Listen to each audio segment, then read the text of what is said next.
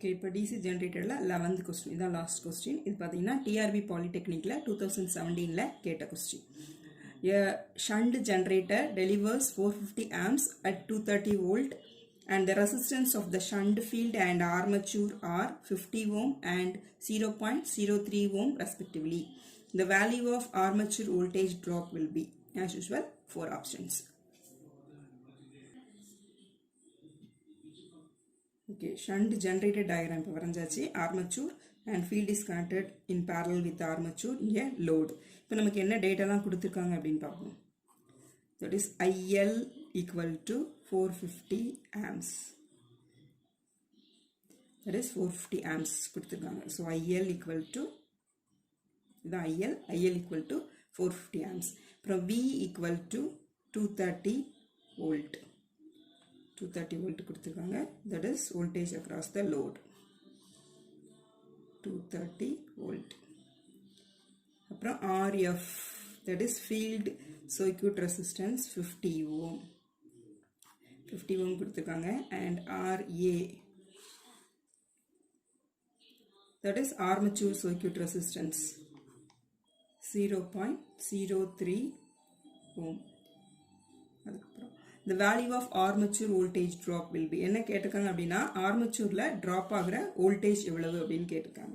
So VA எழுதிக்கலாம். Armature drop equal to IA RA. But IA என்ன, இதுதான் IA னா this armature current, இந்த current IF. so IA equal to IF plus IL. நமக்கு IL இதை கொடுத்துருக்காங்க 450 amps, IF கொடுக்கல. ஸோ நம்ம கண்டுபிடிக்கணும். that is equal to V divided by RF, இந்த voltage divided by RF. so IF equal to V divided by RF 230 divided by 50, that is calculate பண்ணிக்கோங்க 4.6 amps. So நமக்கு IA equal to IF, that is 4.6 amps plus IL, that is 450 amps. So IA equal to 454.6 amps, the IA. So நம்ம என்ன கண்டுபிடிக்கணும் அப்படின்னா voltage drop across the armature, that is IA RA. So VA drop, voltage drop across armature equal to 454.6. this is IA. RA equal to 0.03 ohm, that is equal to 13.638 volt. that is approximately 13.6. so நம்ம ஆப்ஷன்ல option P is the correct answer. okay, இப்போ 12th DC generatorல இன்னொரு question இருக்கு. Last question 12th SCCJல 2012ல கேட்டிருக்காங்க. A lap wound generator having 250 armature conductors runs at 1200 rpm. If the generated EMF is 200 volt, then the operating flux of the DC generator is, என்ன கொடுத்துருக்காங்கன்னா conductor கொடுத்துருக்காங்க, speed கொடுத்துருக்காங்க, EMF கொடுத்துருக்காங்க, flux என்னன்னு கேட்டிருக்காங்க. So ஒன்று எழுதலாம். இப்போ what is given?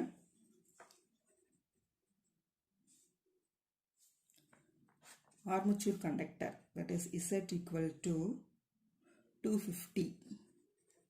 from lap wound, அது ரொம்ப important, lap wound. அதுக்கப்புறம் run at 1200 rpm. so speed equal to 1200 rpm. அதுக்கப்புறம் EMF equal to EG, ஜென்ரேட்டர்னா EG, மோட்டார்னா EBன்னு எழுதுவோம். இங்கே 200 volt. ஸோ நமக்கு EMFக்கு என்ன formula? EMF equal to 5ZN by 60 into P divided by A. So இங்கே என்ன கொடுத்துருக்காங்க? Lap winding. லேப் வைண்டிங்கில் P equal to A. So P equal to A, இங்கே Pக்கு பதிலாக இதை ஏன்னு சப்ஸ்டியூட் பண்ணோம்னா ரெண்டும் கேன்சல் ஆயிரும். ஸோ நமக்கு என்ன ஃபார்முலானா 5ZN by 60, இதுதான் E. நம்ம இப்போ நமக்கு என்ன கண்டுபிடிக்கணும் அப்படின்னு பார்த்தீங்கன்னா 5 கண்டுபிடிக்கணும். ஸோ இதிலிருந்து 5 equal to E into 60 divided by Z into n. So substitute பண்ணலாம், எல்லா வேல்யூம் கொடுத்துருக்காங்க நமக்கு. So E equal to 200 into 60 divided by Z equal to 250 into n equal to 1200 RPM. Simplify பண்ணிங்கன்னா உங்களுக்கு என்ன ஆன்சர் வரும்? 0.04 வெபர். ஸோ இந்த ஆன்சரில் எதுன்னு பார்த்தோன்னா answer B is the correct answer. Okay, next DC மோட்டாரில் உள்ள ப்ராப்ளம் பார்க்கலாம். இது வந்து ESE 2001 கேட்டிருக்காங்க. The current drawn by a 220 volt DC motor of armature resistance 0.5 ohm and back EMF 200 volt is as usual null option. முதல்ல ப்ராப்ளத்துக்கு போகிறதுக்கு முன்னாடி நம்ம மோட்டாருக்கும் ஜென்ரேட்டருக்கும் என்ன டிஃப்ரென்ஸ் அப்படின்னு ஒரு பேசிக் டிஃப்ரென்ஸ் பார்த்துடலாம். ஷண்ட் ஜென்ரேட்டர் எடுத்துக்குவோம். முதல்ல ஜென்ரேட்டர் அஸ்யூம் பண்ணிக்குவோம். இது ஆர்மச்சூர்,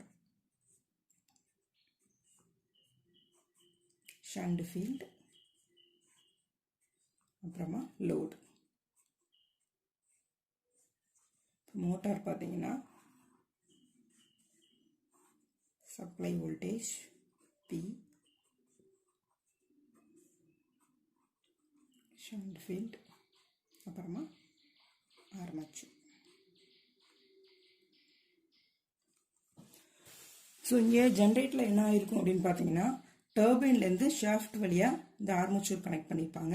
ஸோ ஆர்மச்சூரில் இன்டியூஸ்ட் ஆகிற இஎம்எஃப் பார்த்தீங்கன்னா இஜி, இதுதான் டோட்டல். இதில் ஆர்மச்சூரில் கொஞ்சம் ட்ராப் ஆகி ரிமைனிங் வந்து வெளியே அவுட்புட்டில் கிடைக்கும் நமக்கு. அதாவது இதுதான் வோல்டேஜ், டெர்மினல் வோல்டேஜ் லோடுக்கு அக்ராஸாக இல்லைனா ஷண்ட் ஃபீல்டையும் சேம் வோல்டேஜ் பார்த்தீங்கன்னா இதுதான் V. ஸோ இதில் என்ன ஆகும்? Generated voltage EG, that is the total one, that is equal to V plus IARA drop. ஆனால் இங்கே பார்த்தீங்கன்னா சப்ளை வோல்டேஜ், ஏன்னா இங்கே எலக்ட்ரிக்கல் இன்புட் பார்த்தீங்கன்னா இது வழியாக PI இன்புட் வந்து மெக்கானிக்கல் எனர்ஜி, அதுலேருந்து இஜி ஜென்ரேட் ஆகும், எலக்ட்ரிக்கல் எனர்ஜி ஜென்ரேட் ஆகும். பட் இங்கே என்ன ஆகும்? நமக்கு இங்கே இன்புட் வந்து எலக்ட்ரிக்கல் எனர்ஜி. ஸோ வோல்டேஜ் நம்ம அப்ளை பண்ணுறோம். இங்கே நமக்கு என்ன ஆகும்? மெக்கானிக்கல், தட் இஸ் ரொட்டேஷன்ஸ் நமக்கு கிடைக்கும். இங்கே நம்ம ரொட்டேஷன் நமக்கு கிடைக்கும். ஸோ இன்புட் வந்து V. அப்போ ஸோ இங்கே என்ன ஆகும் அப்படின்னா இன்புட் அப்ளை வோல்டேஜ் V.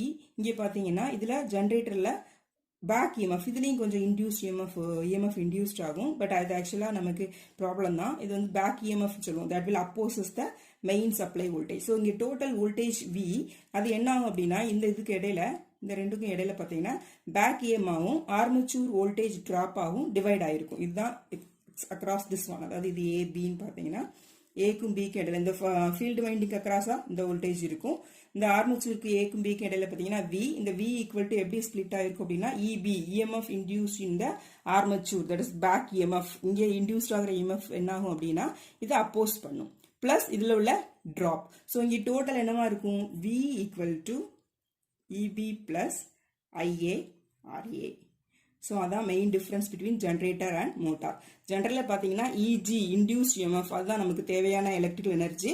அதுதான் என்னவா இருக்கும்? V டெர்மினல் வோல்டேஜாக இருக்கும், கொஞ்சம் ட்ராப் ஆகிருக்கும். ஸோ டோட்டல் வந்து ஈஸியாக இருக்கும். இங்கே வந்து நம்ம அப்ளை பண்ணுற voltage V, that is the total voltage V.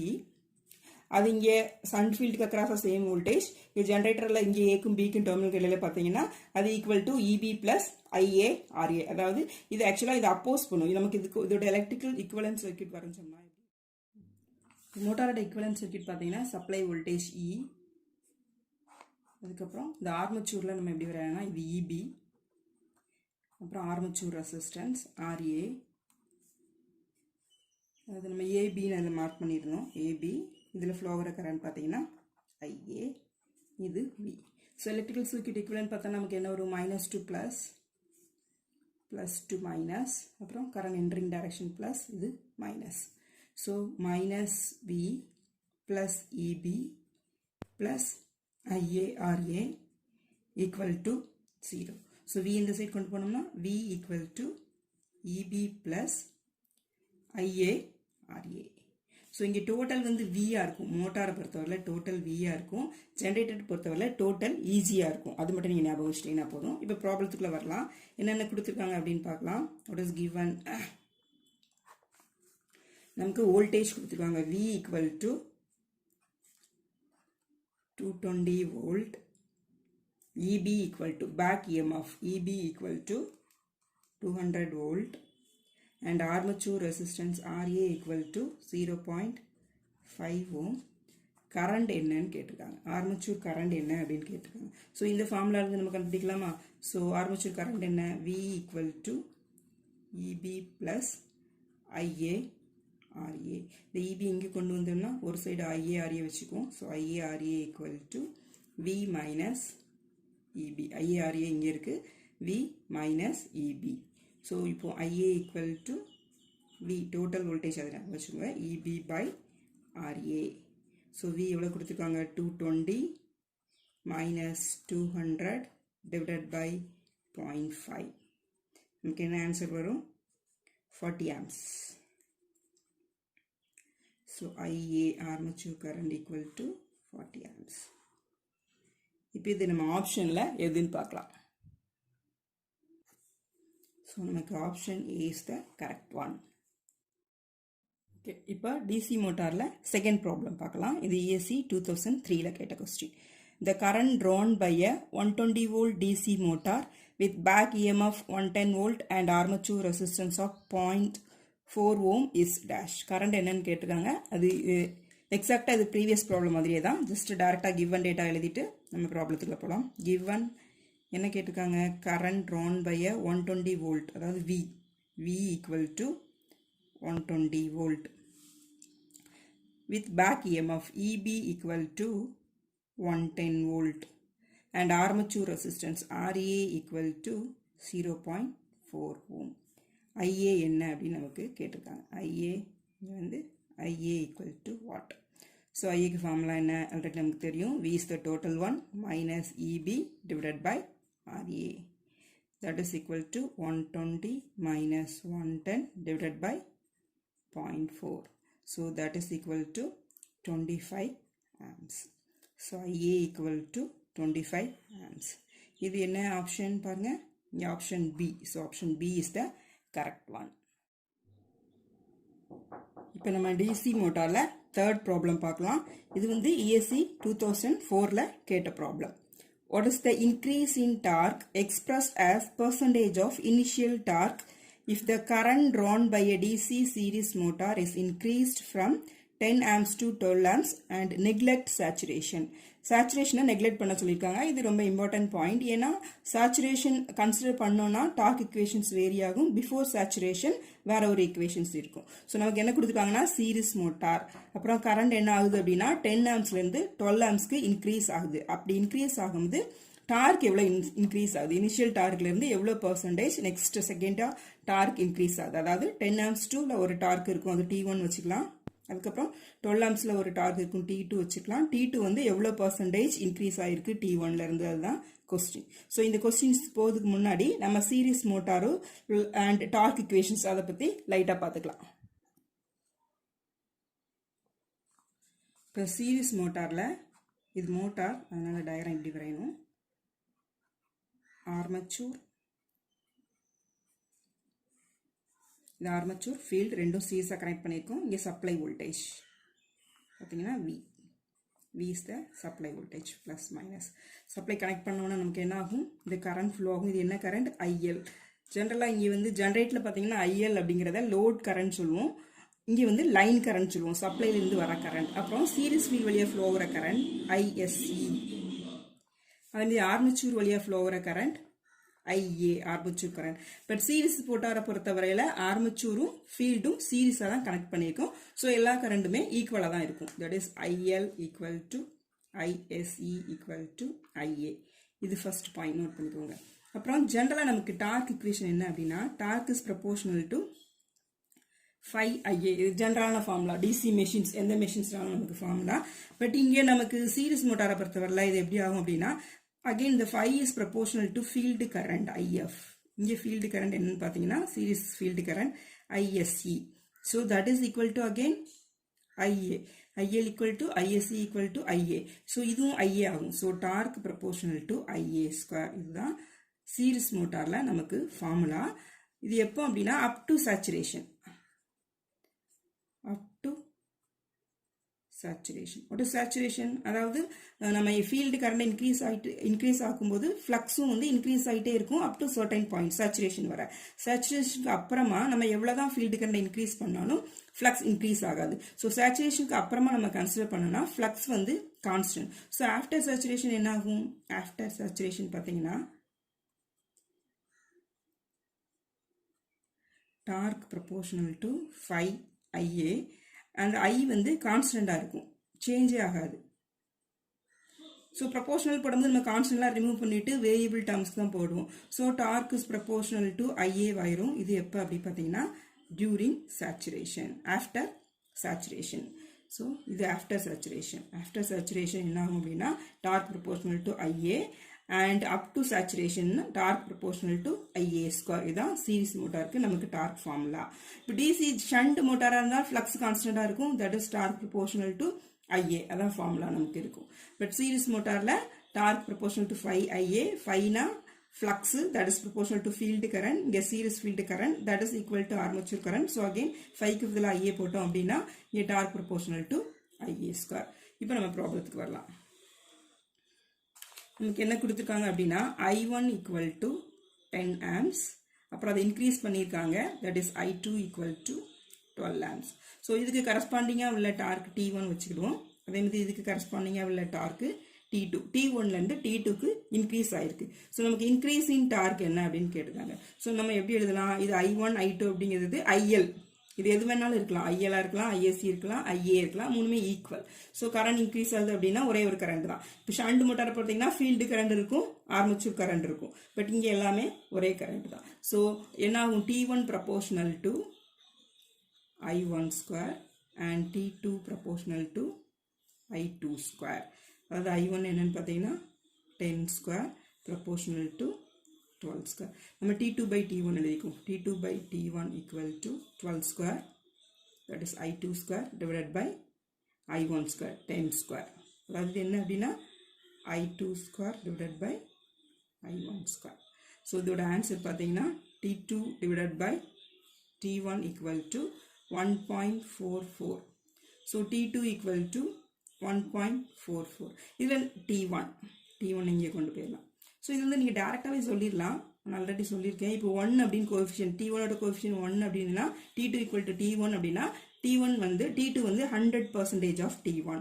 அதே மாதிரி 0.9 அப்படின்னு இருந்துச்சுன்னா 90% ஆஃப் T1 தான் T2. ஸோ இப்போ நமக்கு T2 ஈக்குவல் டு 1.44 T1, அதாவது 1 விட மேலே இருக்குது. ஸோ T2 வந்து 44%. அதாவது ஆக்சுவலாக இதுக்கு என்ன மீனிங் அப்படின்னா T2 வந்து 144% ஆஃப் T1. ஸோ டேரெக்டாகவே நீங்கள் 44% அப்படின்னு போட்டுடலாம். இன்க்ரீஸ் இன் வேல்யூ பார்த்தீங்கன்னா 44% டேரெக்டாக போட்டுடலாம். இல்லைனா இன்க்ரீஸ் இன் டார்க்கு, அது நான் ஆல்ரெடி உங்களுக்கு ஃபார்முலா சொல்லியிருக்கேன். T2 second one minus T1 first torque ரெண்டுக்குள்ள டிஃப்ரென்ஸ் டிவைடட் பை T1. T1க்கு இனிஷியல் வேல்யூக்கு எவ்வளோ இன்க்ரீஸ் ஆகிருக்கு அப்படின்னு பார்க்கணும். So that is equal to 1.44 T1 minus T1 divided by T1. So இங்கே T1 வெளியே எடுத்து இது T1 வெளியே எடுத்து மேலே கீழே கேன்சல் பண்ணிட்டீங்கன்னா எவ்வளோ வரும்? That is equal to 1.44 minus 1, so 0.44. So percentage increase in torque அப்படின்னு பார்த்தீங்கன்னா இன்டு 100, 0.44 இன்டு 100 எவ்வளோ வரும்? 44%. ஸோ இங்கேருந்து டேரெக்டாக எழுதிடலாம், அதில் நம்ம இப்படி கூட எழுதிக்கலாம். இப்போ இந்த ஆப்ஷனில் எது அப்படின்னு பார்த்தீங்கன்னா option D is the correct answer. DC மோட்டாரில் அடுத்த ப்ராப்ளம் 4th one. இது வந்து ESC 2005ல் கேட்ட question. The armature resistance of a 6-pole lap-wound DC machine is 0.05 ohm. If the armature is rewound as a wave winding, what is the armature resistance? 4 options கொடுத்துருக்காங்க. நமக்கு என்ன கொடுத்துருக்காங்க அப்படின்னா முதல்ல அது லேப் வைண்டிங்காக இருக்குது. அப்படி இருக்கும்போது அதோட ரெசிஸ்டன்ஸ் வந்து 0.05 ஓமாக இருக்குது. நெக்ஸ்ட் இந்த சேம் வைண்டிங்கை வேவ் வைண்டிங்காக நம்ம வவுண்ட் பண்ணுறோம். அப்போ அதில் ரெசிஸ்டன்ஸ் எவ்வளவா இருக்கும், அந்த மெஷினோட ஈக்குவலன்ட் ரெசிஸ்டன்ஸ் எவ்வளவா இருக்கும் அப்படின்னு கேட்டிருக்காங்க. நமக்கு என்ன கொடுத்துருக்காங்க அப்படின்னு பார்க்கலாம். கிவன் லேப் வவுண்டுன்னு கொடுத்துருக்காங்க. அந்த மெஷினோட ஈக்குவலன்ட் ரெசிஸ்டன்ஸ் எழுதிக்கலாம். அந்த மெஷினோட ஈக்குவலன்ட் ரெசிஸ்டன்ஸ் ஈக்குவல் டு 0.05 ஓம் கொடுத்துருக்காங்க. இப்போ என்ன பண்ணியிருக்காங்க அப்படின்னா வேவ் வைண்டிங்கை அதை மாற்றும் போது அதோட ஈக்குவலன்ட் ரெசிஸ்டன்ஸ் என்னவா இருக்கும், இதான் நமக்கு கொஸ்டின். நமக்கு ஆல்ரெடி தெரியும் what is the difference between wave, லேப்புக்கும் வேவ்ல இருந்து நமக்கு என்ன இன்ஃபர்மேஷன் கிடைக்கும் அப்படின்னா lap painting number of parallel path A equal to P, ஆனால் வேவ் வைண்டிங்கில் number of parallel path A equal to 2. இது ரெண்டு தான் டிஃப்ரென்ஸ் லேப் வைண்டிங்க்கும் வேவ் வைண்டிங்க்கும். ஸோ இப்போ நம்ம ஃபார்முலா பார்த்துலாம். இப்போ ஒரு லேப் வைண்டிங்க்கு ஆர் ஈக்குவலன்ட் ஃபார்முலா என்னன்னு பார்த்தீங்கன்னா R equivalent equal to RPC, அதாவது பெர் கண்டக்டரோட ரெசிஸ்டன்ஸ். இசட் கொடுத்துருப்பாங்க, Z equal to number of conductance. இங்கே பெர் கண்டக்டரோட ரெசிஸ்டன்ஸ், அதாவது ஒரு கண்டக்டருக்கு எவ்வளோ ரெசிஸ்டன்ஸ் வேல்யூ இன்டு இசட். இது வந்து நம்பர் ஆஃப் கண்டக்டர். இப்போ வந்து 10 கண்டக்டருக்கு ஒரு கண்டக்டர் 1 ஓம்னா இதை 10 இன்டு திஸ் 1 ஈக்குவல் டு 10 ஓம். இல்லை ஒரு கண்டக்டருக்கு 2 ஓம்ஸ் அப்படின்னு வச்சுக்கோங்க. 10 கண்டக்டர்னா இது டோட்டலாக 20 ohm divided by A square. இதுதான் நமக்கு ஃபார்முலா லேப் வைண்டிங்கில் ஆர் ஈக்குவலண்ட்டுக்கு. அதே இது வேவ் வைண்டிங்கில் பார்த்தீங்கன்னா R equivalent equal to RPC. ஆர்பிசின்னு என்ன எழுதிக்குவோம், ஜஸ்ட் நான் ஒரு அண்டர்ஸ்டாண்டிங்காக தான் எழுதியிருக்கேன். That is resistance per conductor. அதுதான் RPC, resistance per conductor in ohm. ஒரு கண்டக்டரோட ரெசிஸ்டன்ஸ் எவ்வளவு அப்படின்னு பிசி இன்டு இசட். நமக்கு ஏ ஈக்குவல் டு 2 தெரியும் வேவ் வைண்டிங்கில். ஸோ இதை 2ன்னு போட்டோம்னா 2 ஸ்கொயர், இல்லைன்னா எப்படி எழுதலாம் R PC into Z by 4. இதுதான் வந்து ஆர் ஈக்குவலன்ட் வேவ் வைண்டிங்கோட equation. So RPC into Z by 4 equation 2ன்னு எழுதிக்கோங்க. இது வந்து ஈக்குவேஷன் 1 எழுதிக்கோங்க. ஸோ இந்த ரெண்டு ஈக்குவேஷனை யூஸ் பண்ணி தான் இப்போ நம்ம வேவ் வைண்டிங் கண்டுபிடிக்க போகிறோம்.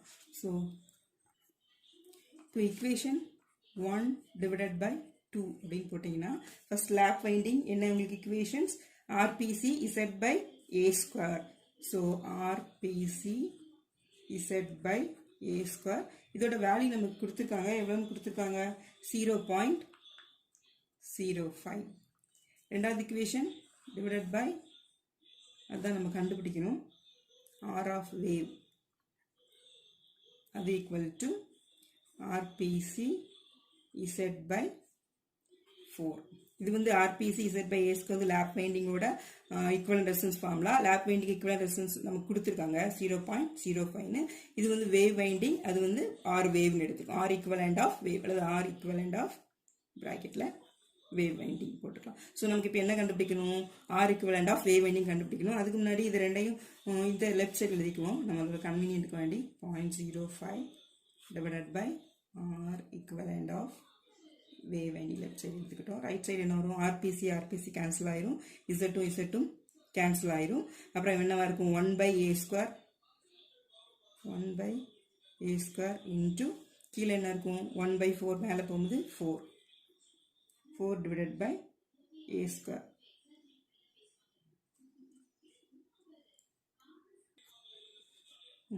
இப்போ நமக்கு தேவை ஆர். ஸோ ரைட் சைடில் ஒரு சிம்பிள் எழுதிக்கலாம் 4 divided by a square equal to 0.05 divided by R equivalent wave. So நமக்கு தேவை R equivalent wave. இதை இந்த சைட் கொண்டு போனோம் அப்படின்னா 0.05 a square by 4. a square into 0.05 divided by 4 equal to R equivalent wave. But A value என்ன, நமக்கு P equal to 6ன்னு கொடுத்துருக்காங்க. அதாவது லேப் வைண்டிங்க்கு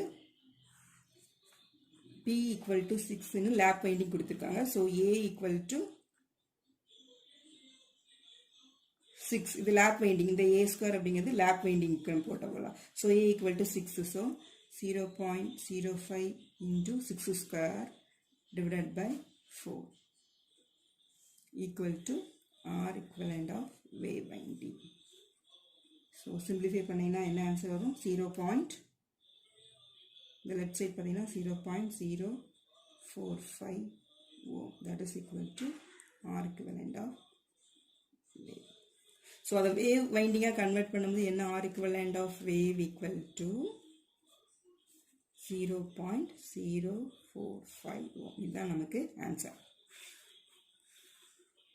ஜஸ்ட் அதாவது ஆர் ஈக்குவலன்ட் லேப் வைண்டிங்காக இருக்கும்போது அதோட ரெசிஸ்டன்ஸ் வந்து 0.05 கொடுத்துருக்காங்க.